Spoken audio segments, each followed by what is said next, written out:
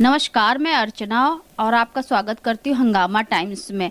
तो हंगामा टाइम जिस तरह से राष्ट्रीय पर्व गणतंत्र दिवस पे कुछ खास कर रहा है कि लखनऊ की कुछ खास शख्सियतों से खास बातचीत कर रहा है कि इस गणतंत्र दिवस पे उनकी क्या विशेष तैयारी है।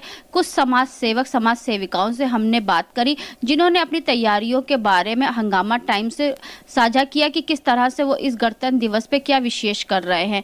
लेकिन साथ में गणतंत्र दिवस के साथ साथ में हमारा राम मंदिर प्राण प्रतिष्ठान को 1 साल पूरा हो रहा है, जिसको लेके कई वरिष्ठ समाज सेविकाएं भी इसकी तैयारी कर रही हैं। और साथ में 23 जनवरी को सुभाष जयंती भी है। जो सुभाष जयंती है, सुभाष जी हमारे देश के वो नेता थे जिन्होंने देश के लिए अपना सर्वस्व निछावर कर दिया। तो 23 जनवरी को उनका सुभाष जयंती भी मनाई जा रही है और साथ में 26 जनवरी को आपका गणतंत्र दिवस भी मनाया जा रहा है और साथ में 22 जनवरी को लेकर के राम मंदिर का महोत्सव मनाया जा रहा है।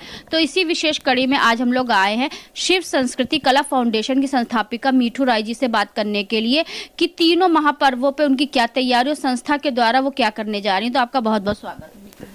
धन्यवाद अर्चना, और हंगामा टीवी को मैं बहुत बहुत धन्यवाद कहना चाहूँगी कि सबसे पहले तो राष्ट्र के लिए और समाज के लिए इतना उत्कृष्ट आप कार्य कर रहे हैं और उसी में साथ ही साथ हमारे समाज में एक जागरूकता फैला रहे हैं कि हमारी भावी पीढ़ी को किस तरह से हमें अपने देश के बारे में, नैतिकता के बारे में, सामाजिक गतिविधियाँ और अच्छे अच्छे आचरण के बारे में किस तरह हमें जागरूक करना है और आने वाली पीढ़ी को क्या संदेश देना है। इसमें आपकी एक महत्वपूर्ण भूमिका है और जिसमें हम भी सहभागिता करते, ये हमारे लिए बहुत ही गर्व की बात है। क्योंकि देखिए, ये जो हमारा पर्व है, राष्ट्रीय पर्व है। ऐसे तो हमारी दीपावली, होली और बहुत सारे पर्व होते हैं जो हम लोग मिलजुल करके मनाते, लेकिन ये जो राष्ट्रीय पर्व है जो अनेकता में एकता का प्रतीक है, जहाँ हमारे देश के जो 4 धर्म है, हिंदू, मुस्लिम, सिख, ईसाई, आपस में सब भाई भाई, इसी जो फेस्टिवल आता है तो उसमें वो लोग एकता का प्रतीक दिखाते हैं। तो इसी फेस्टिवल पे हम लोग लखनऊ में भी लोगों से बात करते हैं कि किस तरह से उनकी क्या तैयारी और सभी को क्या संदेश देना चाहेंगे। तो आपकी संस्था के द्वारा क्या तैयारी गणतंत्र दिवस पे और साथ में जो राम महोत्सव मनाया जा रहा है उनके प्राण प्रतिष्ठान को, उनको क्या लेकर? सबसे पहले तो मैं आने वाले गणतंत्र दिवस की बहुत बहुत बधाइयाँ सबको देना चाहूँगी और इसी में ये कहना चाहूँगी कि अपने राष्ट्र के प्रति आप भी अपना समर्पण दें। अपने परिवार में, घरेलू जिम्मेदारियों में हर इंसान व्यस्त है, परंतु समाज के प्रति और राष्ट्र के प्रति आपकी भी एक जिम्मेदारी है, क्योंकि आपका परिवार और आपके बच्चे आने वाला भविष्य है हमारे राष्ट्र का। तो सबसे पहले मैं ये कहना चाहूँगी कि 26 जनवरी हमारा जो संविधान लागू हुआ था, तो संविधान के बारे में भी आज हमारे बहुत सारे बड़ों और बच्चों को भी जानकारी नहीं है विस्तृत, क्योंकि किताबों में पढ़ने के बावजूद जो हमारी किताबी पढ़ाई वहीं तक सीमित हो जाती है। अगर हम आम जनजीवन की भाषा में और किसी कार्यक्रम के जरिए अगर बच्चों में, बड़ों में इस चीज़ को और विस्तार नहीं करेंगे तो हमारे आने वाली पीढ़ी कैसे समझ पाएगी कि हमारे देश के लिए किन्होंने बलिदान दिया, किन्होंने संघर्ष किया और किनके लिए संविधान हमारा लागू हुआ। तो हमारे देश के जो है स्वतंत्रता संग्राम सेनानी है और जितने भी हमारे पूर्वज सैनिक हैं, उन सबके जो है समर्पण है और आत्म बलिदान को बताने के लिए हमें अपने राष्ट्र के भविष्य अपने बच्चों से शुरुआत करनी होगी। तो मेरा भी ध्येय जो है छोटे बच्चों पे ज़्यादा है, क्योंकि हम माएँ हैं तो बच्चों का भविष्य सुधारने में ज़्यादा फोकस करती हैं। तो मैं अपनी संस्था के द्वारा तो नहीं, मैं खुद भी ये कोशिश करती हूँ। संस्था तो हमारा एक परिवार है, तो मैं अपनी संस्था शिव संस्कृति फाउंडेशन के तहत 26 जनवरी को बच्चों का एक खेल कूद का एक कार्यक्रम आयोजन करूंगी और उसमें तिरंगा को लेके बहुत सारे खेल कूद और रंगोली और मतलब कलाकृतियों की जो प्रतियोगिता है उसको आयोजित करूंगी। और इसी के साथ साथ बच्चे और बड़ों में देशभक्ति गीत जो है उसकी एक प्रतिस्पर्धा रखूंगी। आज आप देख रहे फिल्मी गीत इतने ज़्यादा ओवर पावर हो रहे, इतना ज़्यादा हमारे चारों तरफ सुनने को मिलता है, यहाँ तक कि मोबाइल रिंगटोन में भी सब कुछ वही आपको मिलता है। तो उसी की जगह मैं बच्चों में देशभक्ति गीत का गाने का एक प्रतिस्पर्धा रखूंगी, बच्चे और बड़े, और साथ में बड़ों के लिए मैं राष्ट्रगान और राष्ट्रगीत गाने के लिए कहूंगी ताकि उसके शब्दों को वो भली भांति समझ सके। जैसे आपने राष्ट्रगीत और राष्ट्रगान, देखिए बहुत छोटा शब्द है राष्ट्रगीत और राष्ट्रगान, लेकिन बच्चों से अगर हम पूछ लेते हैं कि राष्ट्रगीत कौन सा है और राष्ट्रगान कौन सा है तो वो नहीं बता पाते। बस यही चीज़ है ना कि हम संगीत से जो है ताल्लुक़ रखते हैं, तो संगीत, साहित्य और हमारा समाज एक साथ जुड़ा हुआ है और वाकई में हम जिस देश से जुड़े हुए हैं उस देश का राष्ट्रगीत क्या है और राष्ट्रगान क्या है, आज आप बड़े बड़े राजनेताओं से भी पूछ ले तो आपको नहीं पता चल पाएगा, वो बता ही नहीं पाएंगे, ना कि उसका वर्णन सही से कर पाएंगे। तो राष्ट्रगीत जो है बंकिम चंद्र चट्टोपाध्याय का जो हमारा क्रांतिकारी जो सॉन्ग था, आनंद मठ से प्रारंभ हुआ था, वंदे मातरम। वंदे मातरम है हमारा राष्ट्रगीत और राष्ट्रगान है हमारा जनगण मन अधिनायक जय हे। तो ये जनगण मन हमारा राष्ट्रगान है, जो हमारे राष्ट्र में किसी भी कार्यक्रम के प्रारंभ और अंत में गाया जाता है, कि शुभ और जो है समापन भी इसी गायन से किया जाता है। और वंदे मातरम गीत आनंद मठ, जो कि हमारे क्रांतिकारियों ने एक जो है हमारे राष्ट्र के प्रति जो संघर्ष जो है प्रारंभ किया था, उस क्रांति को प्रारंभ करने के लिए वंदे मातरम गीत का निर्माण हुआ था। तो उसी गीत को मैं भी फॉलो करती हूँ और मैं उसी की 2 लाइन गाना भी चाहूंगी। आनंद मठ में क्रांतिकारियों को जो है जोश दिलाने के लिए इस गीत को जो है मतलब सभी लोगों ने बहुत ज्यादा अनुसरण किया, और इस गीत के बोल जो है आज भी आपकी आत्मा को झकझोर देते हैं। मैं एक ही छंद गाना चाहूंगी, बहुत ज्यादा समय नहीं लेते हुए है, अपनी मातृभूमि को प्रमाण करते हुए। वंदे मातरम वंदे मातरम वंदे मातरम वंदे मातरम वंदे मातरम वंदे मातरम वंदे मातरम वंदे मातरम वंदे मातरम वंदे मातरम सुजलाम सुफलाम मलयज शीतलाम सस्य श्यामलाम मातरम वंदे सुजलाम सुफलाम मलयज शीतलाम सस्य श्यामलाम मातरम वंदे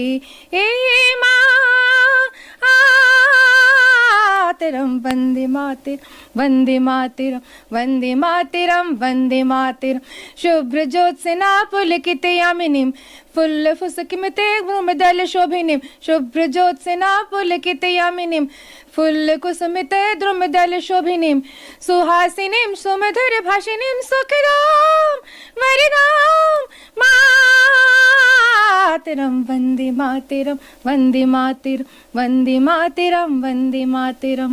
जय हिंद, जय भारत। बहुत अच्छा मैम ने गाया, बहुत अच्छा लोगों को जागरूक किया।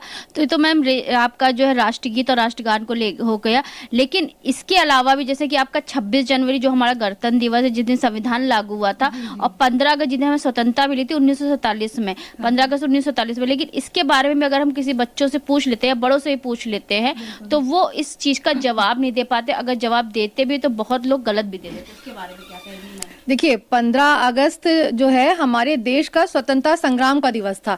स्वतंत्रता हमारी जो है हमें ब्रिटिश सरकार से हमें स्वतंत्रता प्राप्त हुई थी, तो इसके बारे में सिर्फ हमें मुगलों के साथ युद्ध के बारे में ही विस्तार से बताया गया।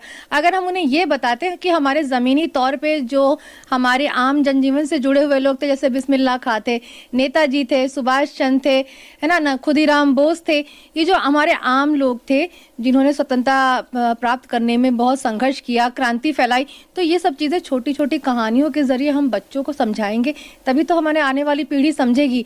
हमें बड़ी बड़ी फिल्मों के जरिए, बड़े बड़े ग्रंथों के जरिए उनके बारे में विस्तार करके बताने की ज़रूरत नहीं है।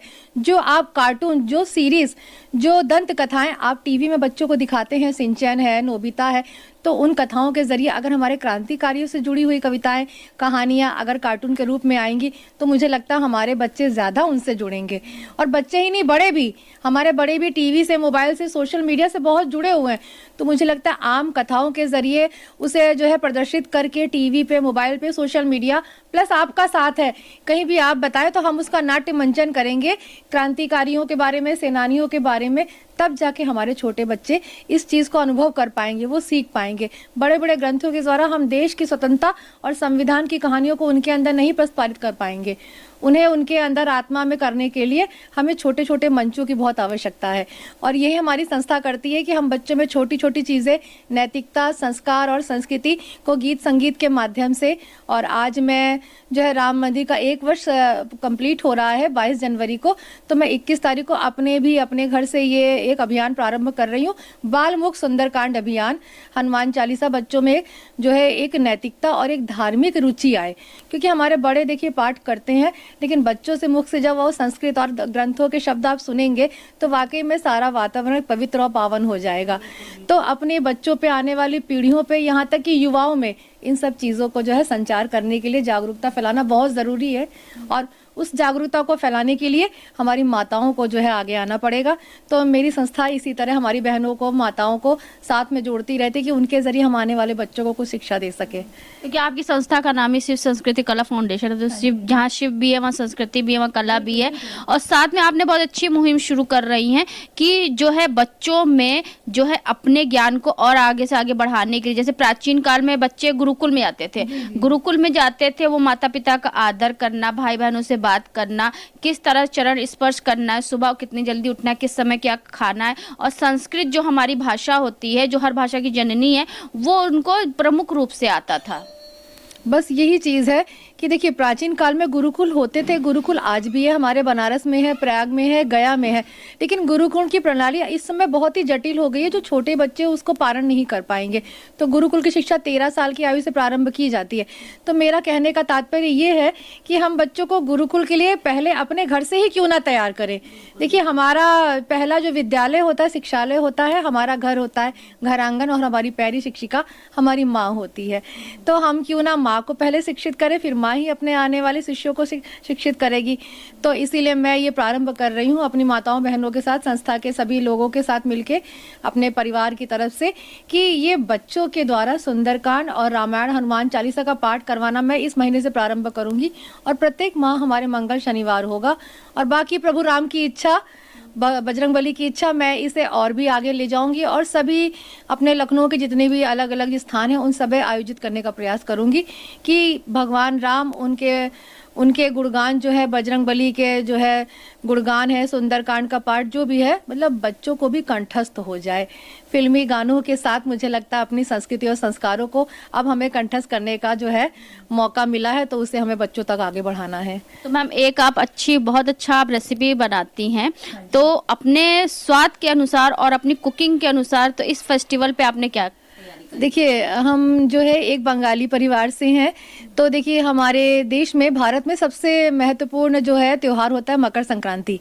मतलब अंग्रेजी साल का जो प्रथम होता है मकर संक्रांति, क्या होती है, हमारे खेतों से जो नया अनाज कटता है, चावल है, धान है, गेहूं है, दालें हैं, उन सब चीज़ों से जो पहला पकवान बनता है वो हमारे भगवान को चढ़ता है, तो वो होता मकर संक्रांति। जैसे आप लोगों में दाल चावल की खिचड़ी चढ़ाई जाती है, हमारे यहाँ क्या होता है, हमारे बंगाली समाज में भगवान की पूजा जो है मतलब नमक से नहीं की जाती, मिठास से करते हैं। तो उनको चढ़ाने के लिए हम लोग चावल का आटा गुड़ और दूध से मिला के, खजूर एक जो का गुड़ जो होता है वो हमारे कलकत्ता का बहुत ही प्रसिद्ध गुड़ होता है, खजूर के पेड़ से जो रस निकलता है उससे बनता है। तो उसी को गुड़ के साथ पका के चावल और दूध के घोल में उसको पका के हम लोग एक चीले की तरह बनाते हैं, जिसे हम लोग पाटी शाप्टा कहते हैं। तो पाटी शाप्टा हमारा बहुत ही ट्रेडिशनल रेसिपी है मिठास में, जो कि मकर संक्रांति में हम लोग खास बनाते हैं अपने भगवान को भोग लगाने के लिए। तो आज मैंने आपके लिए भगवान का नाम लेके वही बनाया है, जिसे अच्छी रेसिपी है, तिरंगा डिजाइन में है। कैमरामैन से मैं कहूंगी इसको दिखाने के लिए, जिसे आप तिरंगा में इन्होंने काफी अच्छी रेसिपी बनाई हुई है।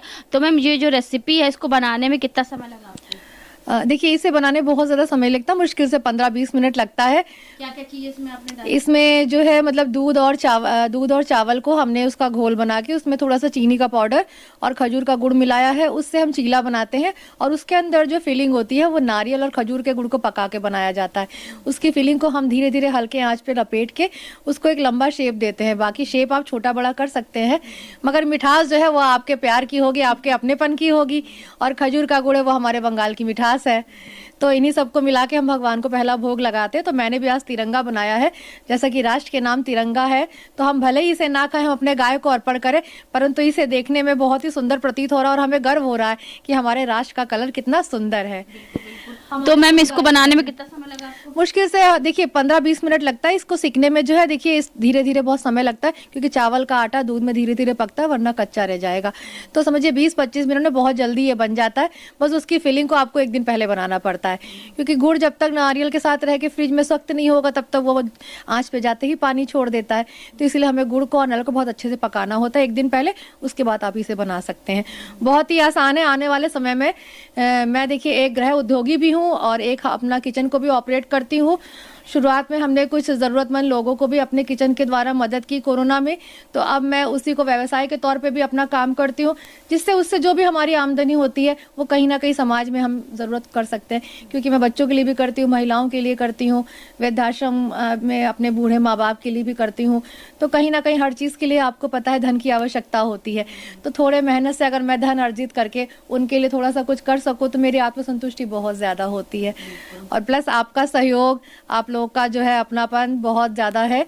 तो आप लोग के जो है मतलब प्रेरणा से ही हम निरंतर कुछ ना कुछ समाज में अच्छा करते रहे। क्योंकि आप जैसे समाज सेवक और समाज सेविकाओं के जो अच्छे कार्य हैं वो समाज के लिए एक उदाहरण का प्रतीक होते हैं, तो आप लोगों के कार्यों से लोग प्रेरित होते हैं। तो मैम, जो हमारा राम महोत्सव हो रहा है, यानी कि प्राण प्रतिष्ठान को 1 साल पूरा हो रहा है, साथ में गणतंत्र दिवस और सुभाष जी की जयंती भी आ रही है, तो सभी देशवासियों को क्या शुभकामनाएं देना चाहेंगे? देखिए, इस समय गणतंत्र दिवस हमारे लिए सर्वोपरि है, क्योंकि राष्ट्र सर्वोपरि है और राम भगवान जो कि हमारे सत्य सनातन शक्ति के सर्वोपरि जो है एक प्रतीक चिन्ह है, हमारे धर्म के अधिष्ठाता हैं। तो सबसे पहले भगवान जय श्री राम का नाम लेते हुए मैं अपनी मातृभूमि कर्मभूमि को प्रणाम करती हूँ, क्योंकि ईश्वर, राष्ट्र और माता पिता हमारे लिए सर्वोपरि है। तो मैं अपने सभी देशवासियों को और अपने जो है अपने भाई बंधुओं को, सभी को राष्ट्र के नाम एक संदेश देना चाहूँ कि इस गणतंत्र दिवस एक संकल्प लीजिए कि हमारे आने वाली जो भावी पीढ़ी है उसे इस समय हमें धर्म, नैतिकता और समाज में व्याप्त बुराइयों को जो है ना खत्म करने के लिए एक नई पहल शुरू करनी है। आप बच्चों को मॉडर्न बनाइए, शिक्षित बनाइए, मगर अपनी ज़मीन से जोड़ के रखिए। तो ज़मीन से जोड़ने के लिए अपने घर में अपने माता पिता, दादा दादी, बाबा लोगों से जो नैतिकता की शिक्षा है उनको ज़रूर दिलवाएं। घर में पूजा पाठ है और प्लस हमारे समाज में प्रकृति की सेवा करना, घर में जीव जंतु, पशु पक्षी जो भी है उनकी सेवा करना, उनका आदर करना। यहाँ तक कि छोटे बच्चे आज मैं समाज में देख रही हूँ कि परिवार से उनको सिखाया जाता है कि जो आवारा पशु होते हैं वो खराब होते हैं, वो हमेशा आप पे अत्याचार, अटैक करेंगे, परेशान करेंगे।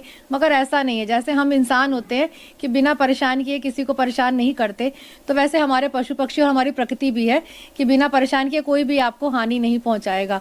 तो ये संदेश है कि अपने छोटे बच्चों को एक कच्ची मिट्टी के घड़े की तरह है, उसको धीरे धीरे तराशिए, ताकि आने वाले समय में वो ऐसा कलश बन सके कि उसमें संस्कृति और संस्कार इतना भरा हो कि वो उछल उछल के बाहर आए। तो ये हमारे देश का भविष्य है, इन पे ज़रूर ध्यान दें। और हमारी माताओं बहनों से एक बहुत गुजारिश है हाथ जोड़ के कि सबसे पहले अपने बच्चों को आप कुछ भी सिखाने से पहले स्वयं उस नियम को, उस चीज़ को जो है आप पहले पालन करें। जब आप पालन करेंगे उस चीज़ को, तभी आपके बच्चे उसका अनुसरण करेंगे। तो बस मेरा यही कहना है कि राष्ट्र के लिए संगीत, साहित्य और समाज से जुड़ के मैं जितना कर पाऊंगी अपने मरते दम तक अपने राष्ट्र के लिए करती रहूंगी। जय हिंद, जय भारत। जय हिंद, जय भारत। तो ये थी हमारे साथ में विशेष कड़ी, गणतंत्र दिवस विशेष कड़ी में मीठू राय जी, जो कि शिव संस्कृति कला फाउंडेशन की संस्थापिका है। ऐसे हम लखनऊ की कुछ खास शख्सियतों से खास बातचीत कर रहे हैं कि इस गणतंत्र दिवस पे और राम जन्मभूमि के जो प्राण प्रतिष्ठान को 1 साल पूरा हुआ है उसको लेकर उनकी क्या तैयारी। तो मीठू राय जी से हमने बात करा तो उन्होंने बताया गणतंत्र दिवस पे वो छोटे छोटे बच्चों के बीच में जो है राष्ट्रगीत और राष्ट्रगान के प्रति क्या भेद है वो बताएंगी, क्या अंतर है वो बताएंगी, और साथ में जो हमारा गणतंत्र दिवस है किस तरह से वो मनाएंगे उसके बारे में बताया, और साथ में प्राण प्रतिष्ठान को लेकर उनकी क्या तैयारी की हर मंगलवार को वो बच्चों के साथ में सुंदरकांड करेंगी या हनुमान चालीसा करेंगी। जिस तरह से राम जी की इच्छा होगी उस तरीके से वो इस मुहिम को आगे तक बढ़ाएंगी। तो ऐसे हम गणतंत्र दिवस विशेष पे लेकर लखनऊ की कुछ खास शख्सियतों से खास बातचीत कर रहे हैं कि इस गणतंत्र दिवस में वो क्या विशेष कर रहे हैं। तो इसी खास कड़ी में आज हमारे साथ में थी शिव संस्कृति कला फाउंडेशन की संस्थापिका मीठू राय जी। तो इसी के साथ मैं अर्चना आपसे जानना चाहूंगी। धन्यवाद, बने रहिएगा हंगामा टाइम न्यूज चैनल के साथ। हंगामा टाइम्स की तमाम खबरों को देखने के लिए हंगामा टाइम्स को सब्सक्राइब कर लीजिए और बेल आइकन दबा लीजिए। अगर आपको ये वीडियो अच्छा लगा हो तो लाइक बटन प्रेस कर अपनी प्रतिक्रिया हमारे कमेंट बॉक्स में देना मत भूलें।